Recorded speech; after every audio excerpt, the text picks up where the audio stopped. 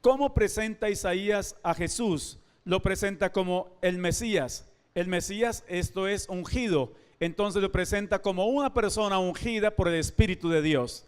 Digamos, el Mesías es entonces un hombre lleno del Espíritu de Dios. En este caso, Jesús es el Señor, el ungido. El profeta presenta una visión completa, la cual veremos a continuación. Y quiero que miremos al menos unos 8 aspectos, pero no son puntos como para desarrollarlos como tal, sino 8 aspectos que Isaías logra contemplar con respecto a el mensaje que cambió la historia. Y para ello es necesario que cambiemos de texto. Para eso vamos a ir a Isaías 53. Esa es la profecía que cambió la historia de la humanidad para siempre. Isaías 53. Dice así, versículo número 1. Entiendo que ustedes son rápidos para buscar en la Biblia. Yo quiero mirar, ¿hay alguien que nos acompaña en esta tarde, pero que todavía no ha recibido a Jesús como su Salvador? ¿Alguien a ver? ¿Un familiar, un amigo, un vecino que nos acompaña, pero que no ha recibido a Cristo todavía en su corazón? Levante su mano, a ver, levante su mano los que no lo han hecho todavía. Todos ya lo hicieron, qué bien. Bueno, allá hay una persona, muy bien, bienvenido. Le felicitamos por estar acá. Entonces a él le pueden ayudar a buscar en la Biblia, alguien que le preste una Biblia para que pueda leer. El texto dice así: ¿quién ha creído a nuestro anuncio? ¿Y sobre quién se ha manifestado el brazo de Jehová? Subirá cual renuevo delante de él, y como raíz de tierra seca, no hay parecer en él ni hermosura. Le veremos más inatractivo para que le deseemos. Despreciado y desechado entre los hombres, varón de dolores, experimentado en quebranto, y como que escondimos de él el rostro, y fue menospreciado, y no le estimamos. Ciertamente llevó él nuestras enfermedades, y sufrió nuestros dolores, y nosotros le tuvimos por azotado, por herido de Dios y abatido. Mas él herido fue por nuestras rebeliones, molido por nuestros pecados. El castigo de nuestra paz fue sobre él, y por sus llagas fuimos nosotros curados. Amén. Mírenme, el profeta Isaías es un hombre que, si lo miráramos hoy, le veríamos ubicado en un lugar alto del paisaje. En alguna montaña está tratando de observar un panorama, digamos, desde el ángulo o desde la óptica espiritual, un panorama que solo él puede ver. Digamos, él puede contemplar en ese momento unos misterios y unas cosas que se darán ni siquiera unos 10, 50, 100 años después de verlos. Esos misterios que Isaías tiene la oportunidad de ver se van a efectuar 700 años después, 750 años después. Eso es una revelación muy poderosa, diríamos. Digamos, lo que Dios hizo por nosotros a través de Isaías fue algo sencillamente espectacular.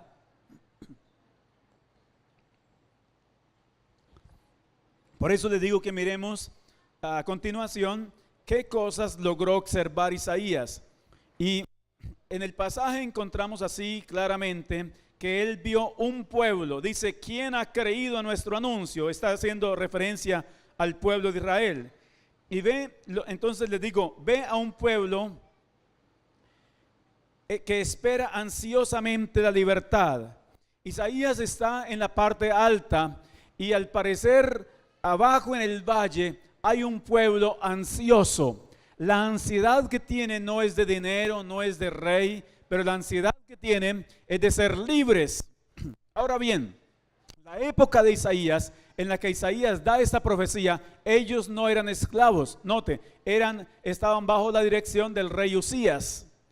Así que entonces Isaías no está viendo lo que se va a dar en su momento, pero está viendo lo que se dará 700 años después, y en esa época él ve un imperio que está dominando al pueblo de Israel. Ese imperio es el imperio romano, y por esa época entonces Isaías ve una congregación que está ansiosa de libertad. Es lo primero que ve.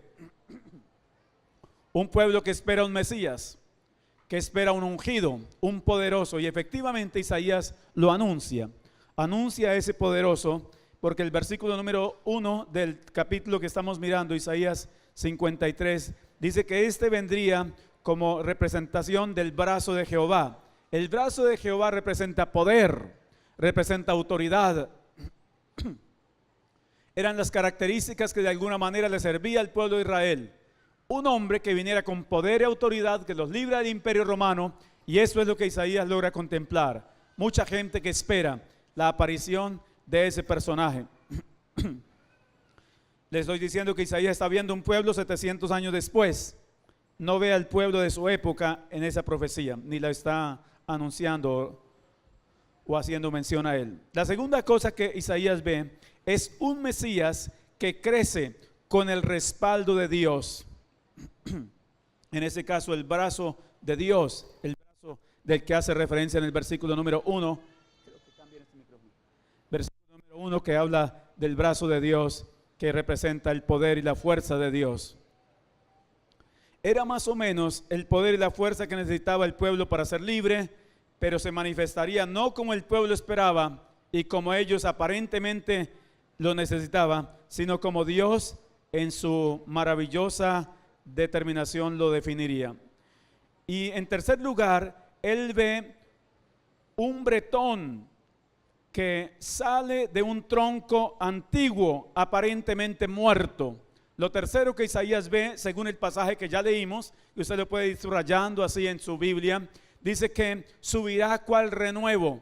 Renuevo es bretón o retoño que sale de un tronco, el tronco de un árbol que se ha cortado y con el tiempo brota un retoño o un bretón.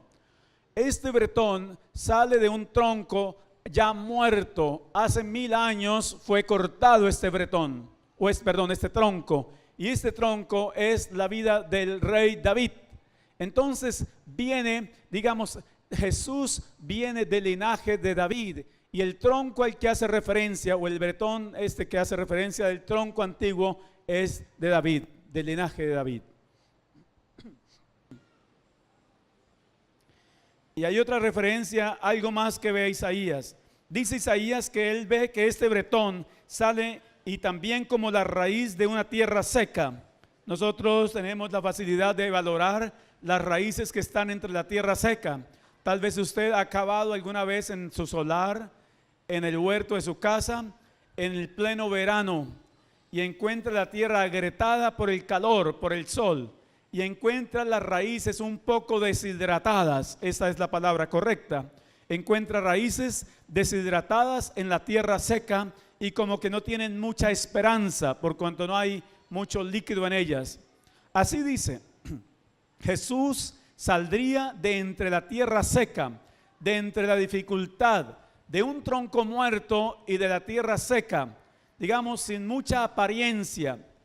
Pero Isaías también ve que este bretón o ese Cordero de Dios, hablando directamente ya del Cordero de Dios, sale y pierde su hermosura y su buen aspecto por la situación que le corresponde vivir. Digamos, Jesús vive en medio de rechazos, en medio del abandono, y el mismo pasaje dice, fue despreciado entre los hombres. Y yo quiero aquí detenerme un poco en la parte número 6. Ahí quiero detenerme un poco, porque dice que Isaías vio que esta persona que sale como raíz de tierra seca es despreciado de entre los hombres, según el versículo número 3 de Isaías. Dice, despreciado y desechado entre los hombres, varón de dolores, experimentado en quebranto, y como que escondimos de él el rostro y no le estimamos. ¿Qué hizo que Jesús perdiera su buen aspecto físico y su semblante?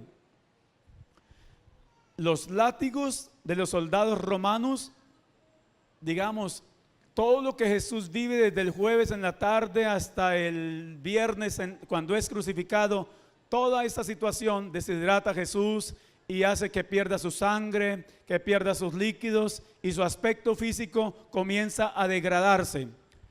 Todo eso Jesús lo sufrió, dice, para poder llevar, según el versículo 4 y 5, para poder llevar nuestras enfermedades y nuestros dolores. Cuando Jesús padeció todo esto, dice que fue menospreciado, según el versículo número 3, desechado entre los hombres, despreciado, no le prestamos atención, no lo aceptamos como lo que Dios esperaba o quería mejor que lo aceptáramos, como el Hijo de Dios y como la solución al problema del hombre.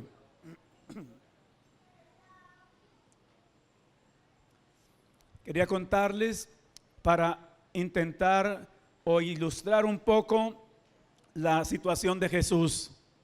Se cuenta la historia de una mujer que tuvo un hijo, como cualquier mujer que tiene hijos, al cual amaba muchísimo. Pero cuando el niño comenzó a crecer, descubrió que a su mamá le faltaba un ojo. Ella solo tenía un ojo. Y él veía a todas las demás personas con dos ojos. Así que cuando el niño fue a la escuela, en la escuela los compañeros de estudio se burlaban de él porque su mamá solo tenía un ojo. Entonces, cuando la mamá iba a las reuniones, él se avergonzaba, se enojaba con la mamá. Mamá, ¿para qué me haces eso? ¿Para qué vienes a la escuela, al colegio? No vayas a la escuela, no me hagas avergonzar ante mis compañeros. Y la mamá guardaba silencio.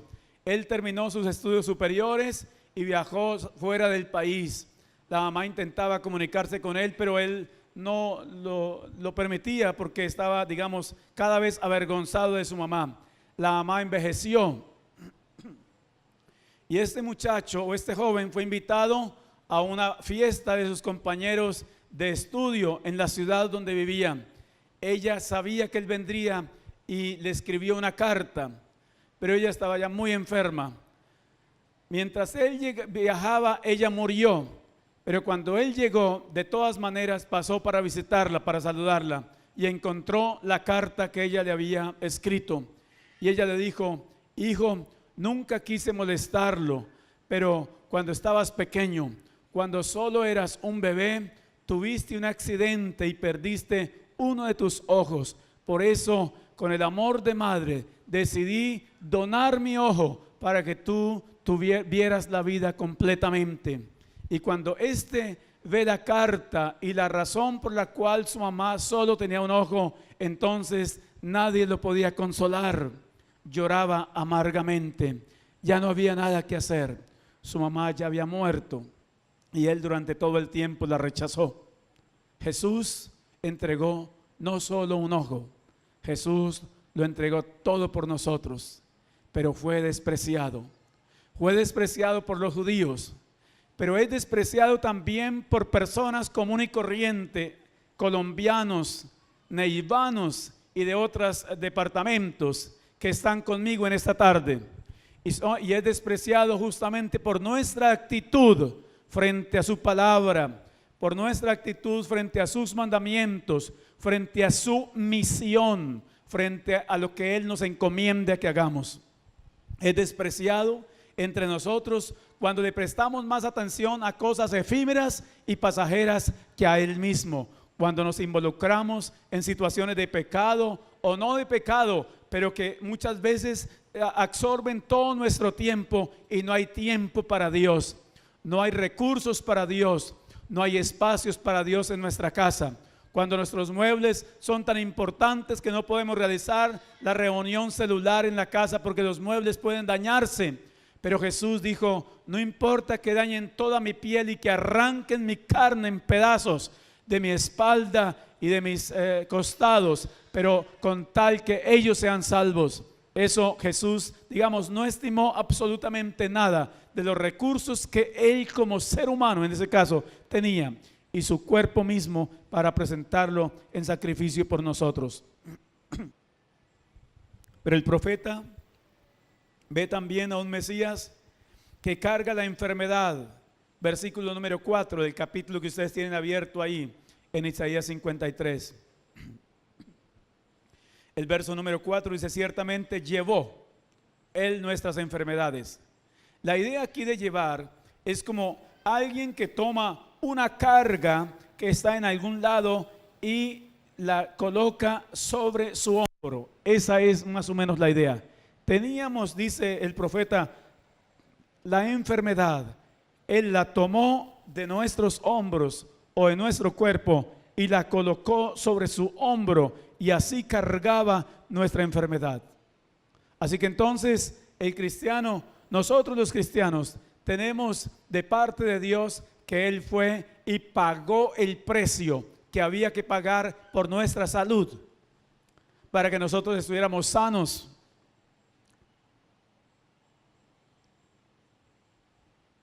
Eso es parte, digamos, del paquete que negoció o pagó Jesús en la cruz del Calvario por nosotros. Aquí hace referencia entonces a la enfermedad física. Llevó nuestras enfermedades y en ese caso nuestros dolores en la parte física, los llevó en la cruz del Calvario. Pero lo último a lo que quiero hacer referencia, y aquí tal vez también extienda un poco esta reflexión, es que el profeta Isaías, en octavo lugar, ve que el Mesías o el bretón que sale del tronco de David es herido por el pecado de la humanidad. Es herido, dice, en el calcañar, y voy a hacer referencia a algunos textos acá, porque el profeta habla de una persona que recibe una herida en el calcañar. Esa profecía se da en Génesis capítulo número 3, versículo número 15. No vayan allá, pero yo les voy a parafrasear. Cuando Dios está hablando con la serpiente porque le hace daño a Eva o a la simiente de la mujer, en ese caso Eva y Adán, le dice: voy a colocar enemistad entre tu simiente, la simiente de la serpiente, y la simiente de ella. Dice: ella te herirá en la cabeza a la serpiente, a la simiente de la serpiente, que es Satanás, y tú, o sea, tu simiente de serpiente, la herirá en el calcañar. La herida del calcañar del cual habla Génesis capítulo 3, versículo número 15, se da justamente esta tarde. Esa tarde del viernes, cuando en el libro de Mateo, capítulo número 27 y versículo número 45, dice así: desde la hora sexta hasta la hora novena hubo tinieblas sobre toda la tierra. Hubo tinieblas sobre toda la tierra desde la hora sexta hasta la hora novena. Esa fue la herida de la que él habla, de la que habla el capítulo de Isaías, en el capítulo número 5. Ciertamente llevó nuestras, ciertamente llevó nuestra enfermedad y sufrió.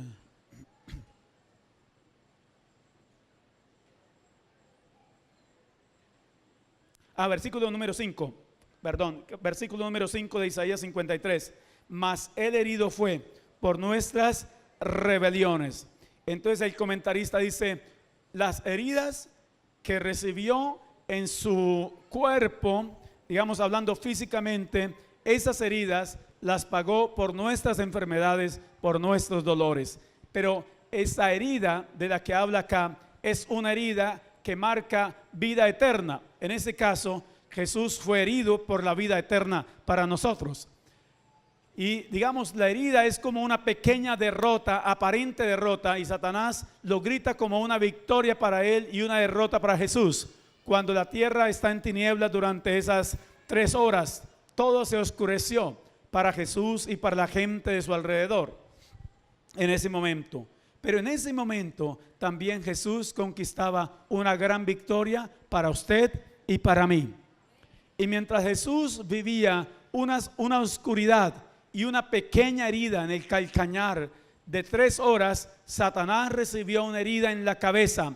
Y esta herida en la cabeza del capítulo 3 de Génesis, verso número 15, representa una oscuridad para el resto de tiempo que le quedaba a Satanás. Digamos, es desde ese momento y hasta la eternidad. La herida que Satanás recibió en la cabeza fue desde ese momento y hasta la eternidad. Así que los hijos de Dios, Somos victoriosos en Cristo Jesús. Usted decide si está en derrota o está en victoria. Ya no es Jesús el que decide, es usted y yo.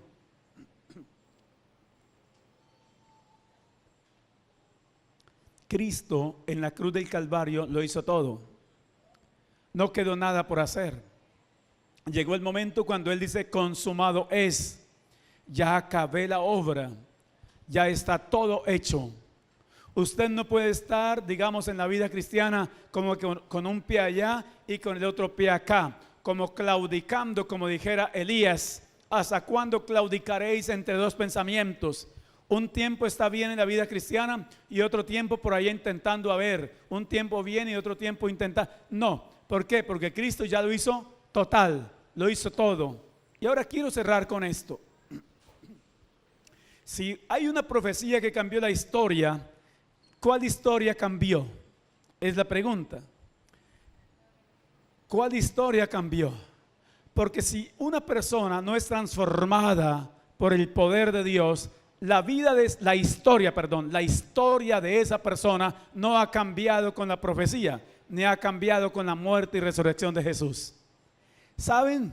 Para que eso genere un efecto en la vida de las personas, hay que tener, como Isaías, un encuentro personal con Jesús. Ese encuentro personal con Jesús hace del cristiano un hombre o una mujer victorioso, que se aparta del mal y que le sirve a Dios, que sigue a Dios y que lo que más le importa a él en toda su vida es la salvación de su alma y servirle a Dios. No sé si ese será su sentido ahora. Y yo quiero desafiarlos en esta tarde. Tal vez usted viene luchando con situaciones. Tal vez son situaciones de pecado.